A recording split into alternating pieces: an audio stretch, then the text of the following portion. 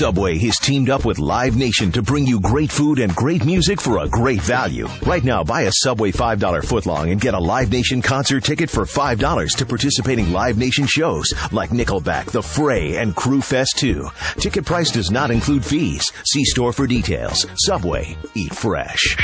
Eat fresh. The BS Report is a free-flowing conversation that occasionally touches on mature subjects. First of all, this is the BS Report with Bill Simmons. It might be cool, I don't know. And if it's not, I don't care. The BS Report with Bill Simmons. Bill Simmons works for ESPN. He's also named the sports guy, and he writes a comical sports column. He must be a popular dude. The BS Report. It's got a real dirty sound, like a rusty steak knife cutting through a well-aged steak. Now.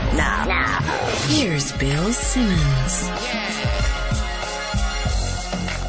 Welcome to the BS Report. I can guarantee you I've never had a more excited guest. It's the 2009 NFL season upon us. Tonight I have a big West Coast fantasy draft, and somebody prominently involved in both of those things. Our old friend, Cousin Sal Iacano. What's happening? I gotta tell you, I'm giddy, and I feel like selfish to be going through these emotions right now. It's very, very exciting and stupid at the same time. Why selfish? Explain. I don't know. Well, you know what? Like a girl at work asked me the other day. She's like, "Oh, you're looking forward to it more than you are like the birth of your kids?" And I'm like, "I'm gonna sound like a jerk if I say yes." But the answer is yes. I mean, when your kids are born, you're nervous. Like things could go wrong. You're involved. You know, you have to still get someone to the hospital. This is just a gift bestowed upon us by the NFL, and just for pure enjoyment. We sit back and just 21 weeks of bliss. You're right. There's nothing to be nervous about. It's just a gift. I mean, it's bestowed on us. In October, I'll have dropped like $40,000, and my Cowboys will be like 2-6, and then that'll be bad. But this week, it's just the best. It's the best. I want to promote our league that you're in, the BS Report Pigskin Pick'em League, which you can find at ESPN.com. It's free. You can compete against me and Sal and some of the other BS Report regulars like Lombardi, Wilds, Jacoby, Jacko, a whole bunch of people in there. And if you look for the group, it's b.s.report. So that'll be it. And we're all in there. You can beat us. Right. We'll have to come up with some sort of prize, et cetera, et cetera. Let's go to the big story. Tonight is our West Coast fantasy draft, and somebody's getting voted out. Yeah. Someone's getting voted out. We put this wrinkle in last year. I pushed for it. The team that wins the league gets to vote someone out, but not until the draft. So we've actually had our draft order for like 40 days or something stupid now. Yes. And we've been preparing, and one of us, not necessarily you or I, but one of us is going to get voted out, sent home at the draft. And well, it especially hurt if it was me because I have the number one pick. You have the number one pick. I'd be devastated. This is the greatest thing. This really is great. People are kissing ass with the guy who won, and there's scrambling around. And I don't know. And John Hamm replaces whoever from Mad Men fame. John Hamm is coming in. Yes. Replace whoever's ousted, but. It's terrific. People are driving like 40 minutes to get to the draft. They may have to turn right around. Greatest idea I've ever had. I have to say, now that we're within striking range of it, I'm frightened, and I wish we weren't doing it. I just think it's going to be just it's going to be painfully awkward. Like, what's going to happen? They're going to announce it, and then the guy just gathers his magazines and leaves? Yeah, I know. It's going to be bad. It's going to be bad. It's going to be me, too. I know it. Why do you think it's going to be you? I thought you had immunity. Well, if you're any fan of even a little of irony, like you would vote out the person who thought up the idea to vote someone out. So yeah, Hench is there's a bunch of jokers in a. Hench is convinced it's him. It could be Hench. I would say it's either me, you, Hench, or Dave Damashek, who also has a podcast on ESPN.com. But well, if I got voted out, I think I can't. I mean, considering that. One of the defending champs, it's a two-person team, and one of them is my old intern. If he voted me out, I think that would be horrible. You already read him the riot act. He said he'd be working at a Bennigan's in South Boston if it weren't for you, right? Or something like that. Well, that was a joke. But I do think it would be terrible not to respect your elders and to vote out somebody that took a lot of time and interest. Maybe we'll put it on the website because I have my flip cam here, and and of course I'll destroy it if it's me who's voted out. But I'm going to tape the proceedings. Do you know how to get that stuff on YouTube? Because that's still confusing to me, the whole flip to YouTube thing. Yeah. Okay, good. Well, I'll link to it. All right, let's go to let's do the Week 1 odds first. All right. It's very exciting. Last year you got trounced to the point that I think actually the mercy rule kicked in, like with the Little League World Series. Like we ended up scrapping. I got killed, and I owed you a steak dinner or something, right? You paid off. We went to the Brazilian barbecue place, and we ate, and we had sweats, and we had diarrhea after. It was great.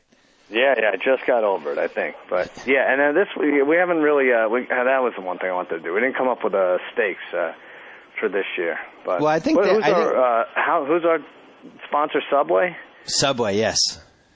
Yes. How about the winner gets to beat the loser for a minute with a Subway footlong? It's also videotaped. Okay, that's a good all over everything. I like that idea. I also think we should do what we did last year, where we have the 8-person dinner.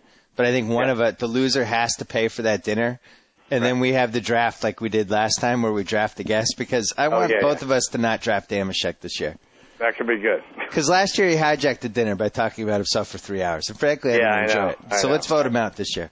He might be getting voted out of many things. Who knows? Yeah. All right. So Week 1 odds. I sent you my picks. I had to look because I'm working on my football column, and I knew I was going to see a couple of the lines. So I just blindly sent you what I thought the odds were. So you do the games. I'll tell you what I sent you, and you say what you sent, and we'll figure out who won.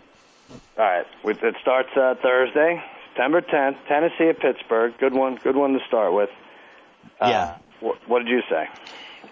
I said Steelers by 6.5, and that might have been a little high, though, because I didn't totally factor in the part where Tennessee was really, really good last year. Right. You said 6.5. I said 5.5. It was a little high, both of us. The actual number is 5. Oh, so there you go. I'm ahead. That's it. Nice. Done. You're up. It's been fun. So that is in the, as we always call it, the Vegas has no idea what to do with that line zone. Yeah. I don't know what to do with it either. I would love to. You brought up a good point. It usually seems like these games are close, and then the favorite blows the underdog away. Yeah, I remember a couple times taking the road team in Week 1 on that first Thursday night game, and then just feeling stupid because the emotion and the defending champs and all that stuff. On the other hand, New Orleans the Colts, was that last year or 2 years ago? It seems like every year. It ends up being like a 10 or a 13-point spread is the final tally, and it was close for like a half, and then things.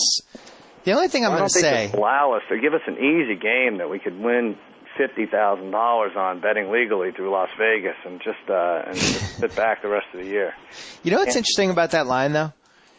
What's that? What's interesting about that line to me is that I think in the old days it would have been 6.5, but I think we're going to see this season, I think we're going to see Vegas take into account more and more the lack of the home field advantage. Right. And maybe bump down lines that used to be 6.5, bump them down 1.5 or 2 points because they just don't trust the home team anymore. Didn't matter as much last year, you're right. All right, Philly at Carolina. Philly at Carolina. I said, where is it? I can't find it. What did I say? Oh, there it is.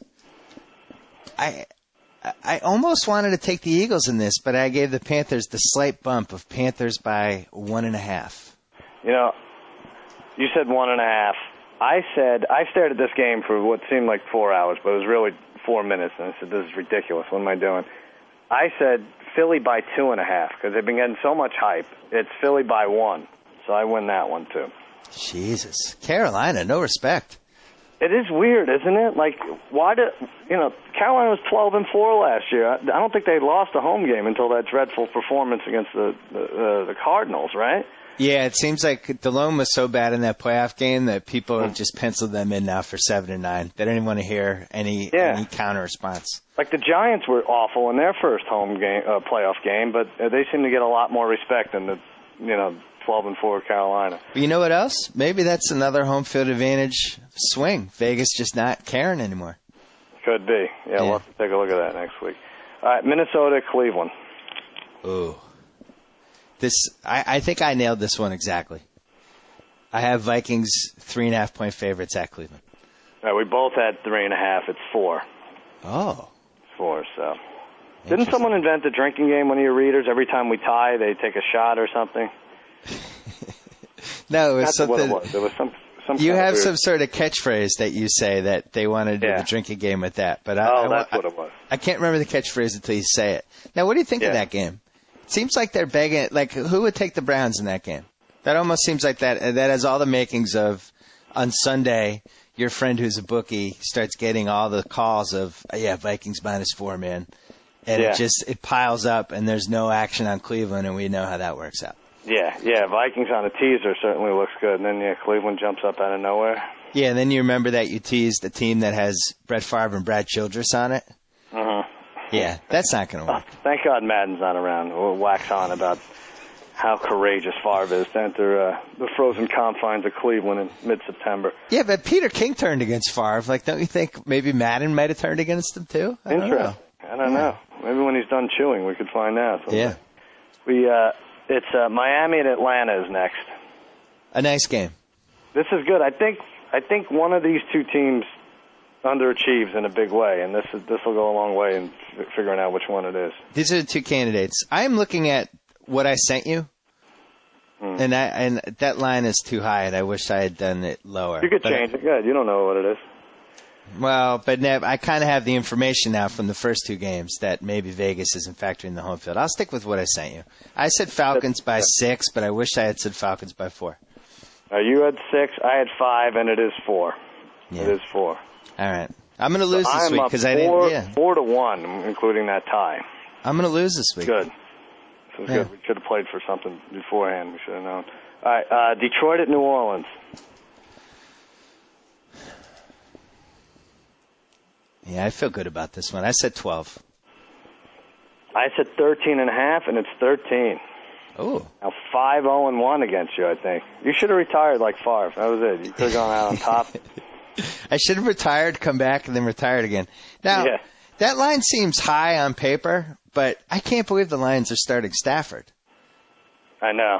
I mean, when he came out, people were like, he's not even close to being ready to being able to play in the NFL, and now he's starting in week 1.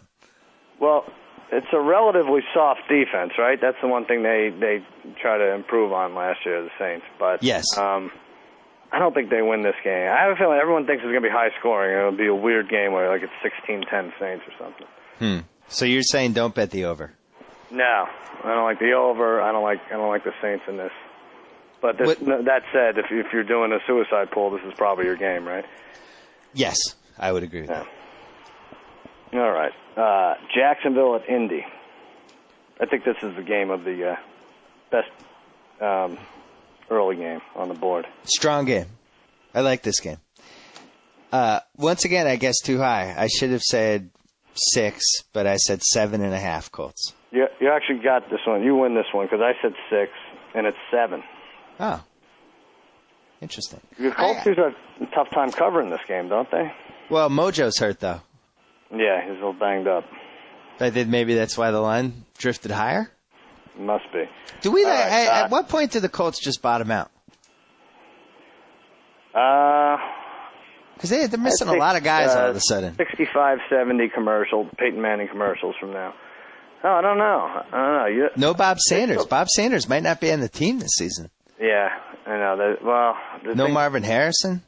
As long as they have Freeney and that pass rush and, Reggie Wayne and Dallas Clark running around, I think they're going to be okay. And they'll probably figure out that running back situation, too.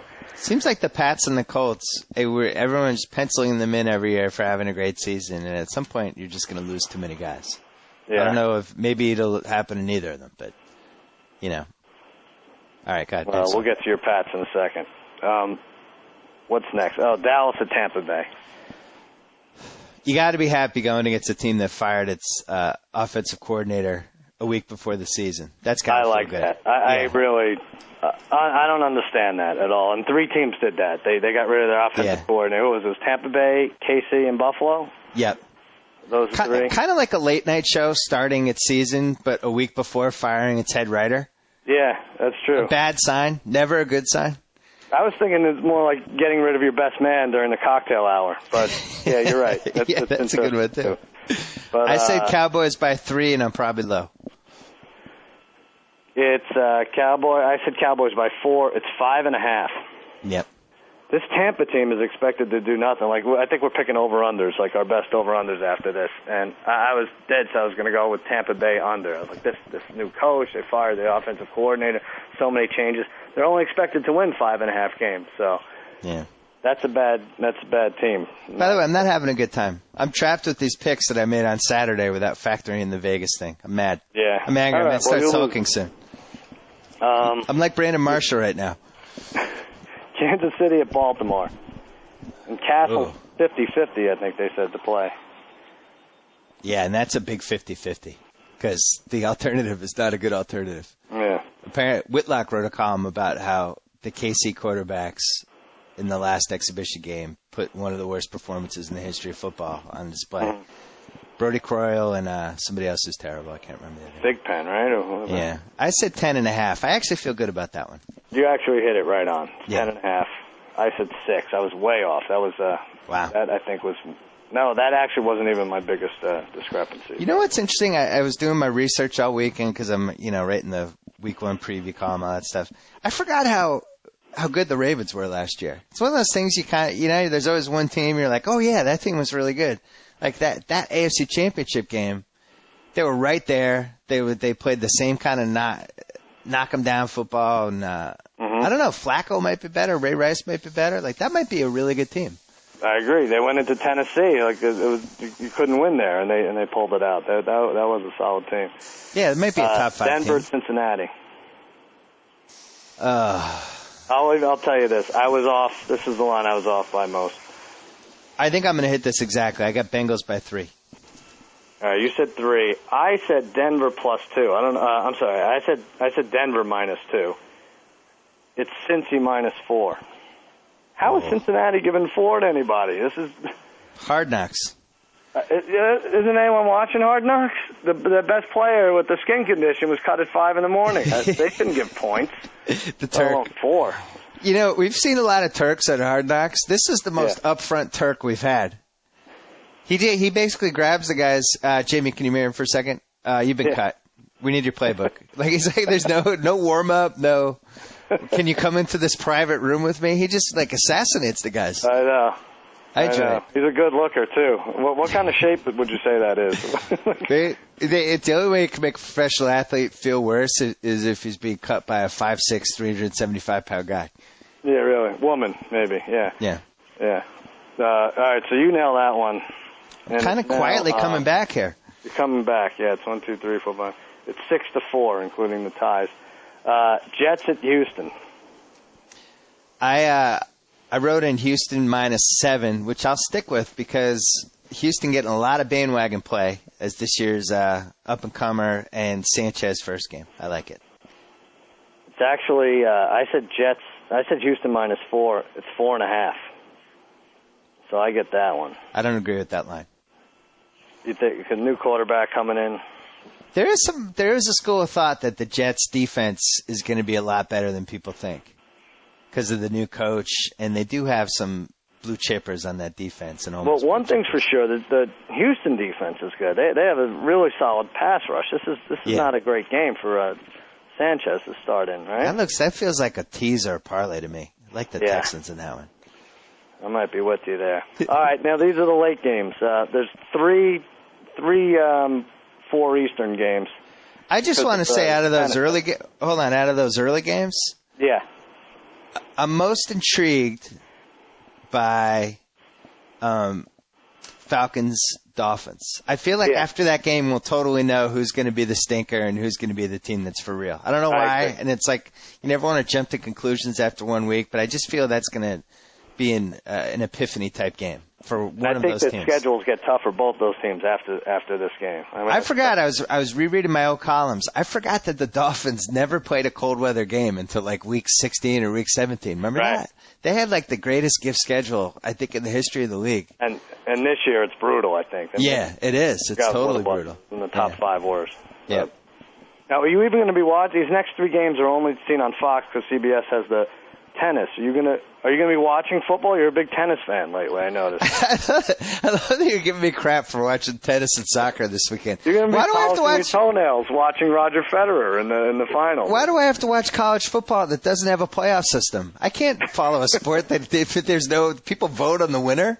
All right, It's bad enough I watch American Idol. I'm going to watch college football. It's the same final every time, Federer and Roddick, so you enjoy that again. Well, Roddick already lost. Oh, yeah. All right, see? And, in fact, there's no American males in the Sweet 16, which is embarrassing, and we should all be embarrassed. That'll be fun. I tweeted today that everyone under 18 needs to put down the Wii controller and the PS3 controller and pick up a racket because the Russians are taking over tennis, for God's sake. All right. Yeah. Whatever makes you happy. But there are football games going to be going on, and one of them's Washington at New York. Giants, that is. That's a nice one. I wouldn't be shocked if the Skins were really good this year. I know. I was thinking that, too. Their defense is loaded. loaded. Don't lose this game, but it would be nice if they snuck up on them here. Couldn't you see them doing like the strong defense, running game, QB who can occasionally freelance a play and going like 11-5? Well, I don't know about that. Yeah, I don't know. I have them at 8-8 this year, but I like their team more than yours. I'm sorry. I said it. I came right out and I just said it. Yeah. You like Campbell and the aging I really Portis? like your team. I'm not a big fan of your team. You couldn't even name the Redskins' first receiver. It's Tatum Moss. That's terrible. All right. I said Giants by 7, and that's too high. We both said 7. It's 6.5, actually. Yeah. They're making it high. Yeah. I like, if I'm Washington, I like playing the Giants week 1. That's a nice that's a nice strong underdog bet. Wait, and after we're finished, I want to hone in on it. I think we should do one underdog each week that we agree on. I agree. And do a token St. 100 Louis on at Seattle. Oh, I have this one high. I like Seattle as the comeback team. I'm totally buying that NFC West. They win 10 games. They take the division. They clinch it by November 15th type of season for them. And I'm going to say Seahawks by 10.5. Oh, yeah, you really like them. I hit this exactly. I said 7.5, and that's what it is. That could be a good teaser game for us. Wow. Seattle's the one team that actually does have a home field advantage. Yeah. You know? It's nice for Hasselbeck to come back and has like the best receiver he's had in years, probably, in Houshmandzadeh. So. Yeah, the Housh signing, I think, was the most under-the-radar signing. Huge. I think that guy, it's not like picking up Nate Burleson. Like, that guy's like a legitimate top 6, top 7, top 8 type receiver. He's very solid. Now I'd have to count. Maybe he's not top 7. He's definitely top 10, though. I think so. I think he's top 10. It's a nice signing by them. San Fran at Arizona is the third late afternoon game. I nailed this exactly. Card 7. We both get it. You said 7. I said 6. It's 6.5. All right. Another I think this is a big one. This is maybe the most important game in the NFC West so far involving these two teams. But I like the Niners as a lively underdog play, I got to say. I do too. Because it seems like somebody... Chicago at Green Bay. That's the Sunday night game. Oh. Collinsworth's in the booth, thank God. Beautiful. Packers by 2.5, and I love the Packers. Well, you're going to have to give 3.5 if you love the Packers. I said 4. Oh, you won that one, too. So I get that one, too. Wow, not a lot of people buying the Bears. I'm looking for it. Honestly, do you think if they got rid of the Sunday night game, I think marriages would last, on average, an extra 3 weeks, right? That is an awesome game. I got to say, Steelers-Tennessee Thursday night, and then Packers-Bears Sunday night, those are... Yeah. You're not going to do better than that. They did a nice job. I really almost feel like the NFL, and they gave us Vic, and they gave us Favre, and all this other stuff. I think like they're setting us up. They're like, all right, let's give these fans whatever they want because there's not going to be any football. God forbid, next year. Oh, yeah, you're right. Oh, my God. Well, it'll be 2 years from now. Oh, that's right. Yeah, it would be 2 years, yeah. All right, Monday night, Buffalo at New England. Yeah, I went high on this, and probably didn't go high enough. I said Pats by 10. We both said 10. It's 10.5. This is a win-win for me. Either the Pats lose or I see T.O. fall flat on his face. So. Remember last year, just throwing it out, last year there was that big drought of double-digit favorites at home covering. Remember, it was like 1-13 at one point? Oh, right, you're right. So these teams that are good, that are home, that are expected to blow out the other team, and the fans show up and they're bored by the 6-minute mark of the first quarter, and all of a sudden it's the other team's lingering. Seen it happen. Well, here's what you have going for you. I think it could happen, but I don't think so because they fired their offensive coordinator. Yep. They're running the no-huddle offense, which means the defense is going to be on the field a lot against Tom Brady, who's looking to prove a point. I think we're going to watch the weekend, and we're going to see, Pittsburgh looks good, Dallas, New Orleans, Indianapolis, and then the Patriots just won 50-13. That's the team that everyone's got to beat. And I got to say, the over. Yeah. In that game. A lot of points. Looks so enticing that I'm going to stay away. A lot of points. And then you traded Seymour. Like I don't get what the Raiders. What do you need to do to Al Davis anymore with these stupid trades? We love Al Davis. He's our friend. But isn't it like, all right, you got your 10th guy in the fantasy league. He doesn't really know anything about fantasy, but we have to fill the 10th spot. So here he is, but you can't trade with him because he really doesn't know what he's doing. That's what they should do with the Raiders. It's somebody's brother-in-law. By the way, I heard the greatest fantasy story that I've heard in a long time. Somebody was in a draft. Mm-hmm. Who was it? Oh, it was Jacko. He's in a draft. They found some 10th team who had never been in a fantasy league before. He drafted Janikowski in the 5th round, and then another kicker. He's a backup kicker. They didn't know what to do. He has 2 kickers. Oh, that's good. Have you ever heard of anybody drafting 2 kickers? Oh, that's really good. I mean, even in our league goes 20 rounds. Nobody's ever drafted 2 kickers. You got to talk him out of the second kicker at least. That's what I said, and he's like, "Oh no, we're up for blood." I'm like, "Wow, you got to the second kicker." Remember you wrote the column about it was a couple of years ago, like how was it easier to go undefeated in fantasy or in real life? Yeah. That's I would say fantasy, except for this factor that you could get a bunch of numbskulls in your league and just kind of run roughshod over them. But even then with the bye weeks, pretty hard. That's true. All right, there's another Monday night game, San Diego at Oakland. Yes. And, oh, crap. What did I say? I sent it to you. I can't find it. You said 8. Yeah, you actually got this. You said San Diego by 8 on the road. I said 5.5. It's 9. What were you thinking with the 5.5? I don't know. San know what Diego it was. kills Oakland. They destroy Oakland every year. I know. You're right. This is one of those. Tequila as a cheerleader now. I think that's kind of going to get in their heads a little. This is one of those games where Tomlinson. This would almost single-handedly justify drafting Tomlinson top 6 because he's going to put up 39 points in this game, and everybody's going to be LT's back. Yeah. All right, so I win week 1, 12-8. Very good in the books. I protest. I'm going to protest that week. So we'll take an underdog. Why don't we make it like each week we'll take an underdog, but it has to be 4 points or greater because that would get you. Doesn't that get you like 2-1 odds when it gets to like 4.5, 5? Let's say it has to be at least a plus 200 underdog. All right. So our candidates are it's hard. They don't come out with money lines this early. I think I have the money lines in sports. Oh, you do? Yeah. Mine would be the San Francisco 49ers for I think the 4th year in a row I'm picking to win that division. I think they go to Arizona and they take care of business. So you like the Niners plus 240? I like the Niners. What about the Redskins plus 245? That's not. There was between those two. Well, why don't we put a mock 100 on each and try to get one or both? Oh, so that's all. Are you saying keep track during the season, or when we hang up the phone we talk? We'll keep track. Oh, okay. Yeah. All right. That's good. So you're taking the Redskins. I'm taking the Niners. And if we both agree, we'll just put double the amount. Perfect. All right, so you have 100 plus 249ers. I have 100 plus 245. You know what, though? I like your Niners call. I might just piggyback that one. I trust the Redskins. Oh, pick a different one, week 1. All right, fine. I'll take the Redskins. Now, what about over-unders should we give one of each for total wins, regular season wins? No, I think we should do 3 each. Oh, 3 each? Yeah, I think we should have 3 each. All right. But I have to find the over-unders.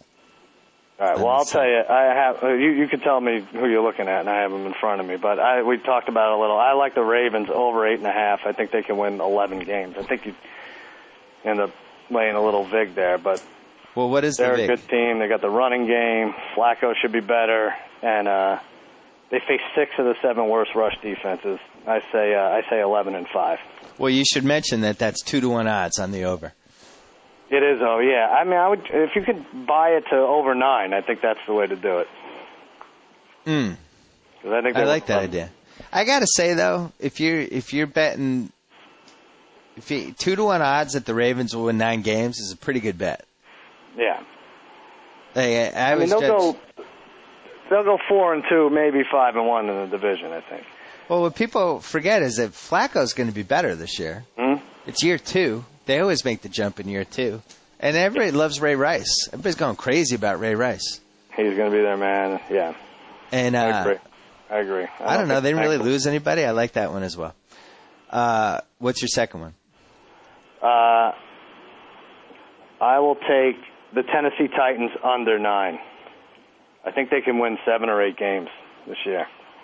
I think they're going to be the team that falls apart, much like the Jags in recent history. You know, I was looking at them, too. They were really good last year, but you lose Haynesworth.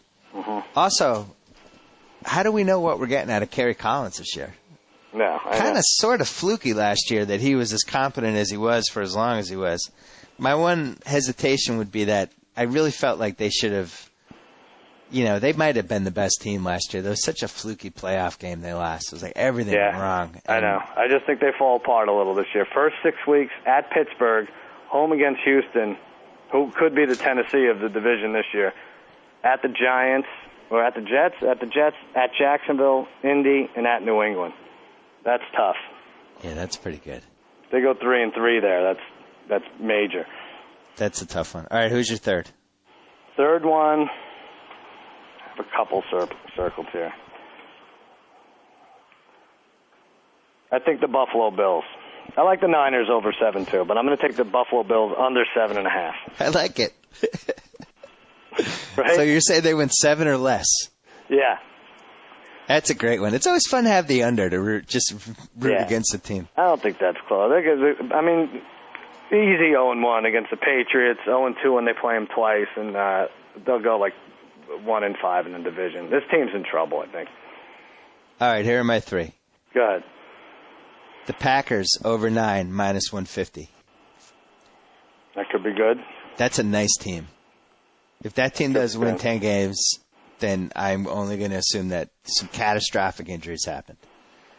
Because that is a team the only problem is their December is Baltimore, at Chicago, at Pittsburgh, and Seattle, and then at Arizona. So you have to be 9-6 going into that last week, right? That team is going to make basically you bet 10 wins, you're betting they make the playoffs, and I don't see any conceivable scenario where they don't make the playoffs. They have too much talent. Strength of schedule is 30th, so I like that. Second one.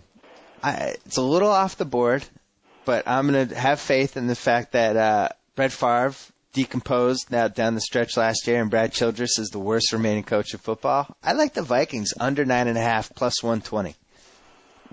That's tough division, tough schedule. A lot hinging on whether Favre learned that system quick, and I don't know. I just have a feeling that's going to be a bad season for them. I was going to go under for sure, but I'm looking at their first 5 games at Cleveland, at Detroit, San Francisco, Green Bay, and at St. Louis. Yeah, but think about down the stretch. I would just hate that if Favre goes 4-1. That's all we have to hear about in September. Think about when it gets cold, though. What happens to that team? Yeah. And then my third. I'll be rooting against that. I'll be rooting with you no matter what there. So. Then my third one. Good. What's your third one? Well, man, the under for Houston looks enticing because everyone is on that bandwagon. But I'm going to say the Seattle Seahawks over 8 wins minus 170. Either push it or you win it. There's no reason they shouldn't go back to the form of 2 years ago, right? They were devastated by injuries last year. And in fact, if you remember, down the stretch, they actually played, they were way above their heads and really showed a lot of guts, I thought. I hate the word guts with sports, but they, I don't know. They respected the stretch. They didn't mail it in. They didn't pack it in. They didn't quit on a coach that was leaving. They actually kept fighting. I like their home field, and I love their division. That's an awful division. I think they could be good. I think they need to run it a little more. I don't know. I love Julius Jones, but I don't know if he's still got anything left. The only thing is, did you know Edge James, like with 180 yards, could enter the top 10 all-time rushing? What? I might be wrong about that, but I thought I saw that. How could that be? It seems like we can name 25 guys that should have more yards than him. Isn't John Kitna, like, getting a couple more starts away from the 30,000-yard club? That was another one. That was yeah. John Kitna and Jim Everett are in the 30,000-yard. Yeah. Well, I'm going to pray to God that Kitna doesn't see that at least this year as a Cowboys backup. But. So what's your Super Bowl pick? I like your Patriots over the Michael Vick's Philadelphia Eagles, 30-19. No. Yeah. Really?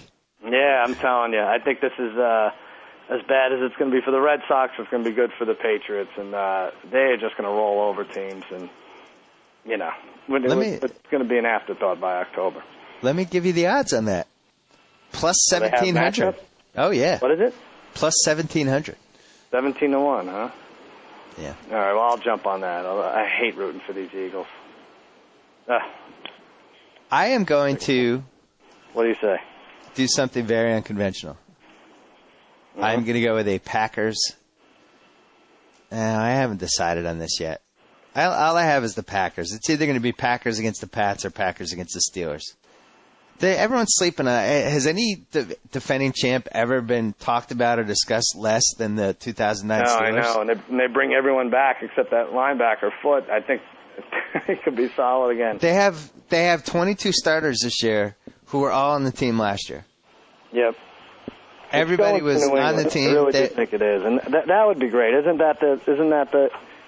I talked about this with Damashek. Is there any way the Patriots aren't the team of the decade? Like, do the Steelers have to go to Foxborough and beat them, and then win the Super Bowl to be the team of the decade, or is it just the Patriots no matter what?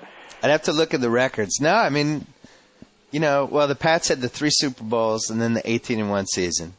Mm-hmm. The Steelers have 2 Super Bowls, but also had in 2001, I think they were 14-2 or 15-1, something like that. But you beat the Steelers twice, right? You went there twice to win. I think they could take it in 2009 if they beat us this year. That's the only way to do it. Yeah, at least it's a debate. I mean, yeah.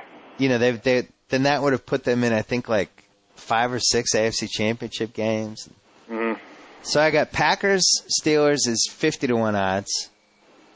Wow. Oh, no. That's not right. It's 5-1 odds. No. Yeah. No. Packers, Steelers? 50-1 odds. 50. What's plus 5,000? Yeah, 50-1 odds, yeah. And Packers, Patriots are plus 2,500. 25-1. Yeah. That's pretty good. But you have that for, don't you have the Packers to win the NFC? Oh, you have them to win the Super Bowl at 25. Yeah. Yeah. I'm telling you, start making these exacta bets with the Patriots because they're going to be there in February. My only concern is the running game because everybody forgets in the 18-1 season, the first 10 weeks when the team was just kicking everybody's butt, the running game was part of the key. And Sammy Morris got hurt and the wheels kind of came off. Right. They love Trent Taylor, right? Yeah. Well, he needs to come through. We need one of these guys needs to actually run the ball and get yards. The defense is the linebackers are good. The secondary is very untested. Defensive line a little bit shaky, not as great as it used to be. Seymour trade didn't help. Boo-hoo. My Cowboys are going 8-8 this year. Well, last thing we got to talk about is the stupid scoreboard. Yeah. We need your take. I don't know. Like, everyone's making such a big deal out of it because everyone wants to see Jerry Jones fail. But, he complied with the regulations. They said 85 feet. He has it at 90 feet. And now, 1 out of 25 punts has hit the scoreboard. I don't see what's a big deal. I don't like the do-over, but he shouldn't have to move it. They should have to pay for it to move it. And that's it. I'm defending my boy, Jerry Jones. Well, why wouldn't he move it, up 10 feet?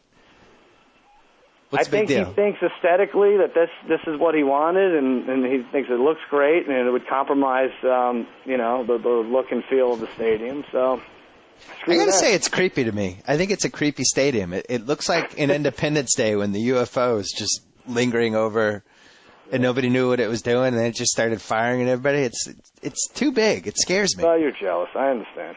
You're jealous. Who ever said they needed a stadium that big? And I'll be there. A scoreboard that big. I gotta say, I went to Citi Field. I was somewhat disappointed, and I'm going to the first Cowboys Giants game next Sunday night, week 2. And do you have tickets?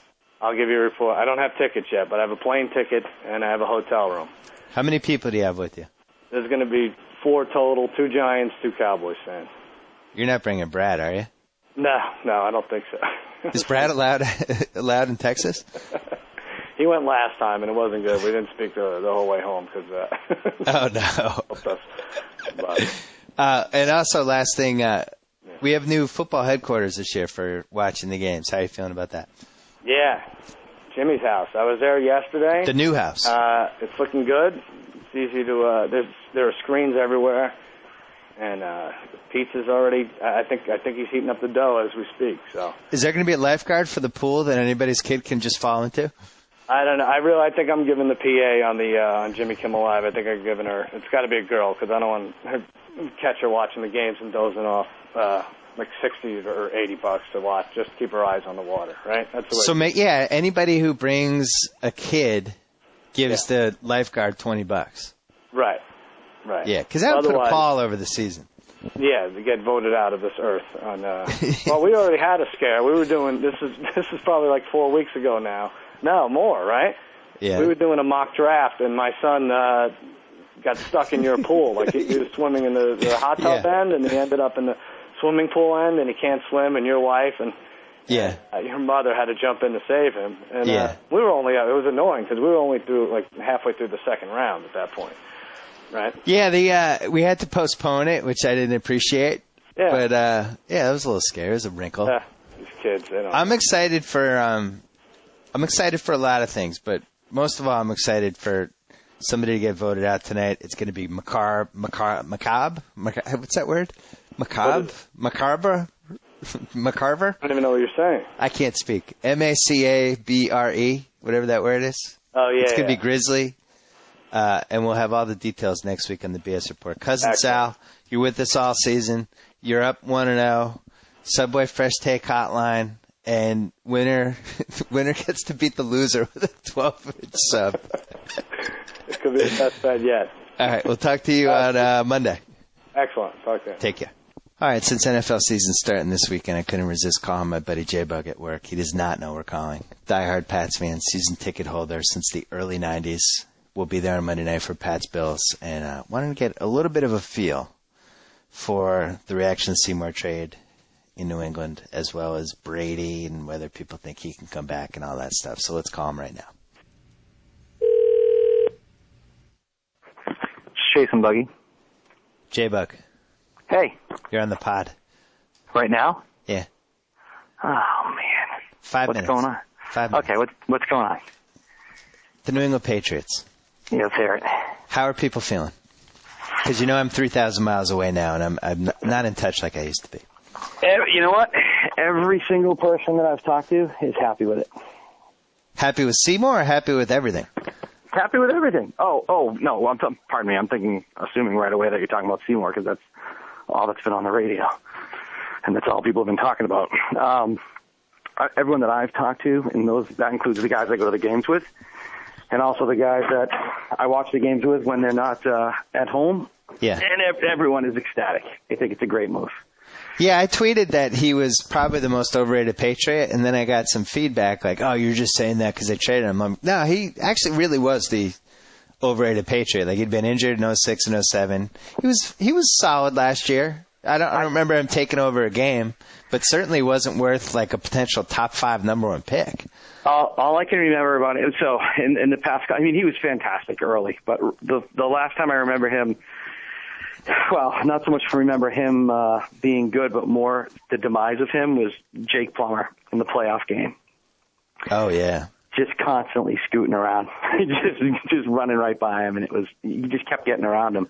And I thought, oh, Seymour. Now, at the time, he was getting triple teamed and double teamed, but I just thought that was kind of the beginning of the end there. He wasn't really getting double teamed that much last year. I can tell you that much. No, not at all. Not at all. But, I think this is the Patriots way, right? It is. Name one time it's really come back to bite us. Well, it did come back the Deion Branch year, unfortunately. We would have won the Super Bowl that year, I think. Nah, but he didn't do anything. It's not he tore it up, and it's not like he did much there. Yeah, but he was think hurt about the first half of the season. Think about what happened in the Colts, the championship game, the comeback the Colts had, and all we needed to do was complete a 3rd and 3, and Brady literally had nobody to throw it to. Ended up throwing to Troy Brown, who was out of football in a year. That wasn't good. All right. Deion Branch probably gets open on that play. All right. You can use that as an example. You can use the second half sweat factory as an example too. Yeah. It wasn't just that. So I'm getting tired of rolling over these players for future picks that don't work out. Yeah, and then we take whatever first rounder we would have had or whatever, and we break up that pick into more picks. And I don't know. How about just taking a guy? Well, because there's something called money that costs to get those guys. So all those top 10 picks cost a lot of cash. I know. I'm a little worried about this year's team. I felt like we had a chance to really get an impact guy in the first round, and we didn't. And we broke it up. We broke up the pick. We did the thing we always do, which has worked in the past, and then recently maybe not quite as successful. But so do you think he's going to package up that pick? Do you think he's going to? Because I'm thinking that could be a top 5 pick. I really hope they don't touch that pick. But who are they going to take with it? Who are you going to get with it? Let's think of it this way. Brady's going to have possibly, let's say he has one more. Don't do it, Bug. Don't go there. No, don't go there. I'm not going to. But don't say the replacement word. Don't say it. No. I'm not going to go there. So we're going to have 4 Super Bowls. So he's going to have another Super Bowl. Let's make that assumption. All right, you're projecting though. Let's got to be clear. Well, so now he's got 4 Super Bowls. Yeah. He's probably got 4 or 5 years left after that. He thinks he can play till he's 40. Till he's 40? Are you going to tell him no? No. Are you going to say Tom Brady, go somewhere else and realize your dream to play till 40? Yeah, and you know what? That's not the one guy that that's a guy that you just never trade, period. I think if he turns into Vinny Testaverde, you don't trade him. If we get a top 5 pick, I would love to see us go left tackle or right tackle. Just once I want to have one of those guys who just demolishes everybody. The boring pick. Yeah, the boring pick, but the pick that the team always looks back after and says, yeah, I'm glad we took the boring left tackle who is now a 7-time Pro Bowler. Maybe if we did that, we wouldn't have to have 5 500-yard rushers. You could actually have someone that rushes for over 1,000 yards. Well, how are you feeling? Give us a prediction. I'm thinking we're going to have a monster year, but I think it's going to be one of those, if you call me every Sunday and say, Bug, what do you like today? I'm not going to give you a winner. I'm going to say the over in the Pats game. Yeah, I feel that way too. It seems it's going to be a pinball, 52-30 every week. I'm thinking that. I'm thinking 38-28. And you know what the worst part about it is being in the stadium and having it be 38-14, and then all of a sudden you look at 38-31. Yeah. Because that could happen. That's what we're heading for, man. Is our number one cornerback, does he have an identity yet? Is it going to be Darius Butler? He's on our team? Yeah, he was the second pick, right? I'm joking. Yeah. I don't even know you don't even know who they are. But you know what? We didn't know who Asante Samuel was for the first 2 or 3 years either. Yeah. You never know. You never know what's going to happen. These guys know what they're doing. We've got fun. Let me ask you, Tom Brady gets hurt, disappears from the public eye, divulges no information about his knee surgery, comes back, marries a supermodel, goes on the cover of Details magazine, makes an Entourage cameo. If Brady starts out slow on Monday Night Football, starts bouncing things around, throws a pick for a TD, does he hear it boo? I don't know if he hears a boo, but does he hear grumbling? Does he hear grumbling? No, it's Tom Brady, man. No. All right, I just want to make sure because I do get some emails especially during the off season, for people back home saying this guy's too big for his britches. Who does he think he is? He's losing touch with the common fan. Who does he think he is? He's freaking Tom Brady. All right, I'm asking. He can do whatever he wants. All right, the guy's got the dimple chin. He can do whatever he wants. So you didn't take it personally? I think he's going to throw for 45 to 55 touchdowns this year. Personally, I think he's going to be a monster. I think, you know what? I didn't take it personally. I think he takes it personally. And he's a competitive, as we figured out, he's a fairly competitive dude. I agree. I think he's going to tear it out. The whole Castle thing last year, I think his boys in New England were like, hey, they're having debates on whether you or Castle should be the QB next year. It's like, oh, really? Yeah, how about this? Really? They're having that debate? I guarantee his flame was coming out of his nose. Well, how about this one? You'd brought this one up to me before. The fact that Big Ben could have the same amount of Super Bowls with him if they do something. So if Ben wins the Super Bowl this year, he's got the same amount of Super Bowls as Brady. He's no freaking Brady. That alone. You don't want anyone else having the same amount of Super Bowls you have in the same decade that you're playing. He's won more Super Bowls at a younger age, I think. It's a frightening thought. It is. Well, great player. He's no Brady. Here's what Brady has going in that debate is the fact that Roethlisberger is now 325 pounds. I'm 35 pounds away from being right there with Big Ben, only 6 inches shorter. Hey, Monday night, Pats Buffalo, ESPN. What kind of crowd are we getting? Are we getting the same dead Gillette Stadium crowd that we seem to get for these games where we're expected to blow out the other team? You know what? I don't think so. Not this time. Not this game. Maybe, you know what, when we're 8-0 or 7-0, and I'm going to be eating my words, by the way. Fortunately, I'm not you, and I don't have people that can comment on everything I say. Yeah. So I think that that game's going to be huge because it's Brady coming back. It's going to be loud. I agree. I think it's a good crowd. But I wish we were playing someone different, though. I wish we were playing, well, it's too early to play at Pittsburgh, but I wish we were playing a different team. You know what? What's so easy to forget, and I hope every Patriot fan remembers this, the Jets game, which I think was a Thursday night game, when we made the dramatic comeback with Castle, and then the Jets won, I think, in overtime. It's all hazy because I was drinking. And how quiet it was? Well, no. The next day, everybody was all excited. It's a great loss. Castle really showed us something. It's a nice. We might have lost, but it was a good fight. We fought. I mean, that was only 10 months ago that we were taking solace in a loss at home, and now I think people are going to enjoy the possibility of just kicking some butt again.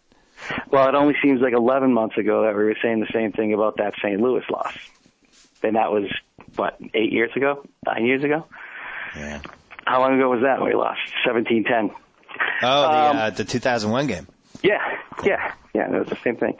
So, I think that we're going to be monsters this year. I think that the crowd is probably going to be – everyone's getting a year old. Here's the problem with the crowd. There's absolutely nothing you can do about it because no one gives up their season tickets, and yet everyone's getting a year older. I mean, really, it's a young man's sport. And when I say sport, I don't mean football. I mean going to Pats games.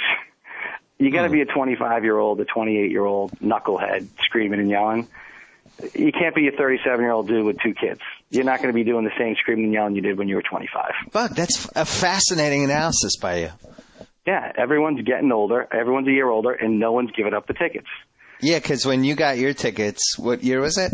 It was Parcells' first year. 1993. So was that 93, 94? I think 93 we went to every game, and then 94 we're like, hey, why don't we sell Coke cans and exchange Coke bottles and bring back our beer bottles and maybe scrap up enough money to buy season tickets. I mean, we were all like 23 or 24.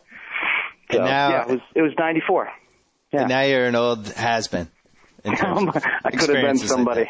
No, you're an old fun has-been. The days of the bug, having all the beers, not worrying about getting home and not worrying about having 3 people at home waiting for him. That guy's gone. Still, I was picking up my 2-year-old son out of the chair from the ground round just the other night saying that same exact thing.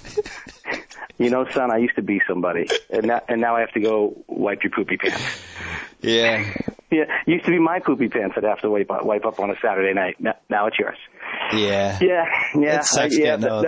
That's what it is. I think that's a big part of it, and it's not going to change. It won't change because the Krafts, I love them, by the way. I don't want to sound like I'm saying anything wrong about the Kraft family, but they love people like me. Yeah. They love us because we're not going in there and, not like a Monday night game in the 70s where I might stab someone after the game ended.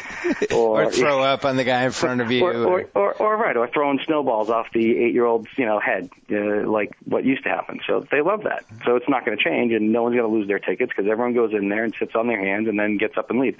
Everyone except for Grover, who I swear is going to get us. We'll lose our seats. It almost happened last year, right? Oh yeah. Oh, he's crazy. You know what? You know what he said? He was, after being a typical Grover, and a guy with his young daughter turns around and says, "Hey, I'm with my kid here," and he goes, "This is no place for a kid. What are you doing bringing your kid here?" A football. It's like, this is no place for a child. It's like, oh, Grover, stop, please stop, please stop, please stop. Yeah. Grover's he's out of the Mad Men era. Oh yeah, he is. Yeah, he's one of those would have been a lot better 30 years ago to be in his prime. He says at least 10 thought cringe, things that make you cringe a game, that make you just go, oh God. I hope no one heard that. Yeah. Yeah. What home game are you the most excited about this year? I don't know, Baltimore. I think Baltimore's going to be a good one. Oh, it's going to be a violent game. Yeah, I think Baltimore's the one. I think that's the one because that's the movable, what is it? God, you're smarter than I am, so you'll figure it out. But a very good offense and a very good defense. Yeah. That will be a good one. And that will basically tell us everything we need to know about the playoffs, too, that game. Yeah, with the way the schedule breaks, they really could be 8-0 going into that Indy game. Yeah. Oh, yeah. No, they could be Week 8-0. You know what I'm worried about? And they always do the bye, too. They're no dummies, right? I think that I'm worried for Brady's health with regards to the offensive line, though. Yeah. If he gets dinged up a little bit early, that could be bad. But that will be the only thing. That'll tell us everything we need to know, that Baltimore game. I mean, that's really, how we do against them, a defense that brings it, that is physical. That'll tell us what we need to know for the playoffs. That could be a nice Week 10 at Indy, November 15th. Shellacking. 8-0 Pats against whatever Indy is. A 2-6 Indy team? I think they're going to be good. They got Peyton. Peyton's, they're not going to be bad as long as he's on the team.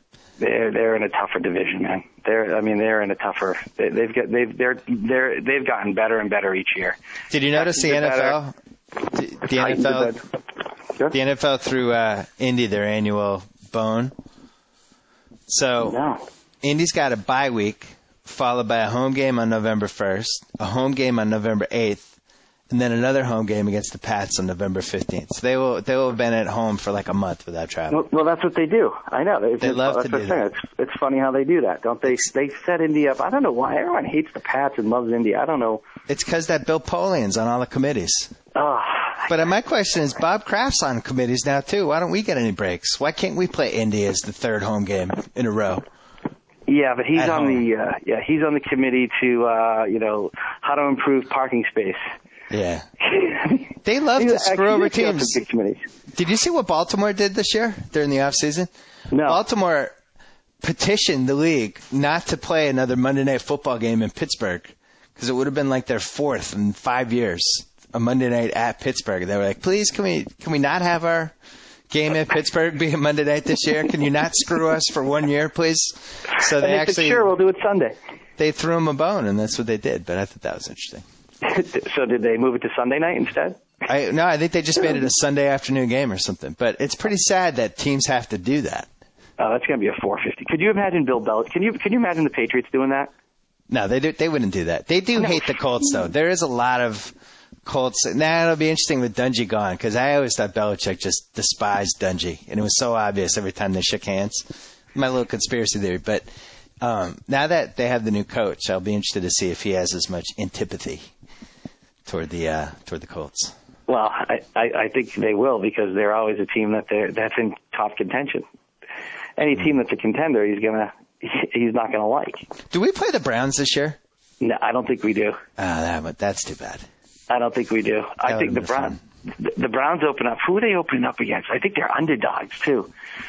You know what? God, who are they opening against this year? No, they're playing home against Minnie. Minnie's 4-point favorites. Yes. That's going to be an interesting game. You have no idea what the Browns are going to do. I really liked them as a cover team last year. I have no idea what they're going to do. No clue. I will say that you always have to keep your eye on a team that got rid of a horrible coach and replaced him with anybody who might be competent. And they got rid of Romeo last year, so who knows? That might be worth 5 wins. We don't know. Yeah, we don't know. We don't know if Mangini's competent yet either. We don't, but he We're did. not sure. You know, he did win 10 games last year. Well, see, I think the game I'm excited about secretly is Week 2 against the Jets, because the Jets, they traded for Kevin O'Connell after we waived him, and it was Mike Lombardi wrote about it today. Just such a fishy move. They already had 3 quarterbacks. They clearly picked him up just so they could pick his brain about our system for Week 2, and I don't think Belichick's going to like that. I think we could see the return of the FUTD in that game. so let me ask you, I thought about this actually. Could you become a career guy that just bounces around from team to team and tells me? So after that game, if the Jets drop him, you know, the team that plays the Jets next, do they pick him up? And then the team after that, do they pick him up? How does that work? It would seem like it would be very damaging to the team that waived him to have another team pick him up and he knows all the plays. The other thing I always wondered is, what would stop a guy from Xeroxing the entire playbook? Nothing. Because I was thinking about it when in Hard Knocks. Well, in Hard Knocks, when the Bengals waived that guy with the bad skin, they just took his playbook. What if he had Xeroxed their playbook a day before, and then they waived him so brutally, and he was just like, hey, I'm going to put this online. I wonder if you sign like a confidentiality agreement, or what happens with that? You've got to. I bet you it's part of the contract. When you're, even when you're drafted or when you're a free agent, and you have your contract negotiations, or when you're drafted, I bet you there's a non-disclosure. You can go work at a software company. You can't go work at, someone that competes with you in the space for a year or 2 years, depending on what you sign. They got to do that for the NFL. Are you kidding me? They have to do that. Well, then if they do, then what's the penalty? I don't know. $2 million? Like, I wonder. It's like this little hidden part of the NFL I've never read about. I've got an idea for your next podcast. Yeah. Super agents. Find one of them, XYZ super agent, have them on and ask them that question. There's got to be something. I'd love to know, like, so the Jets, they get like, hey, Kevin, come up to the coach, Rex Ryan, come up to my room at 10 o'clock tonight. I want to go over the Pats playbook. Okay, coach.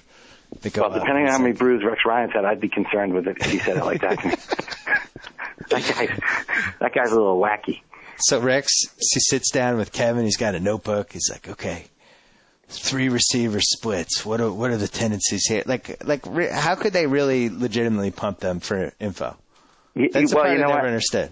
If you're Kevin O'Connell, do you look the coach in the eye and say, Coach, I got to tell you, I can give you every piece of information you want about this, but it doesn't matter because it's Tom Brady throwing the ball, and he's going to get it to him whether you know the play or not. Well, what if O'Connell spoke out and said, you know what? I'm not going to do this. I don't feel right about this. I'm going to go public that you guys wanted me to spill the beans about the Pats offense. I don't think it's right. That'd be kind of cool. Yeah, but it wouldn't be so cool because they'd be like, duh, no kidding, we wanted you to. That's why we picked you up. Yeah. It wouldn't be like Spygate where it's, I think it's just known when you pick up. It happens all the time. You see players picked up random dudes like off the practice squad off there, and they cut them the week later. It's because they're playing their team, their former team. I think it's common practice, right? I would be picking their brains for stuff like who's doing HGH, who's doing roids, and then leaking that to the Daily News. I'd be doing more along the lines of who's hurt, who's really hurt. Oh yeah, who was on the stationary bike? Who was? I mean, that's how hurt is Brady? What kind of ice does Brady use after the game? What kind of jockeys does Brady? What kind of undies does he wear? It'd be funny if he was like, what's this guy dressed like? Yeah, if he was picking the brain, but they were all weird questions like, what are Brady's favorite movies? What? If he were an animal, who would he be? Who does Lawrence Maroney hang out with? Coach, can I go? Absolutely. The answer to that one everyone knows. Absolutely no one. What strip joint did these guys go to? Come on, Coach. Foxy Lady. There's only 2 around in the area, and the other one you don't want to go to. Yeah. You don't know that, though. What's the other one that I don't want to go to? Oh, are you going to? Well, I mean, there's. It's a little bit different in Rhode Island now, Bill. Oh. You haven't been back in a while, so there's a place called Cheaters. Oh, Cheaters, it's called? Yes. That's the name? And it's not It's my Boston accent. It's not my Boston accent being funny. It's cheaters with an R, as in cheaters, not Cheaters the animal. That's the worst name for a strip joint that I've ever heard of. But if you think about it, it's really the best. You know, the best would be if it was called adultery. That's it. It's pretty much that. That's exactly what it could be called. Cheaters. Yes, and there's all different. Not that I've ever been there, but I have friends that have been there. And there's all different types of rooms that you could go to. And, oh no! Yeah, it's just a sketchy place, but it's legal in Rhode Island apparently. We have to take a break to revive Joe Mead again. Yeah, Joe Mead, you alive? Yeah, I'm just Googling things. Joe Mead might be making a field trip.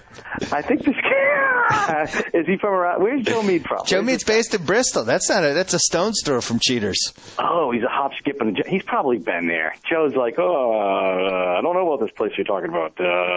He's been there. He's from Bristol. He's been there. He's an hour away, man. Bug, top 5 things I miss about being in Boston? I'll give this top 10. The late night Foxwoods drives with you, my friend. Yes. Nothing I might better. have something coming. Yeah.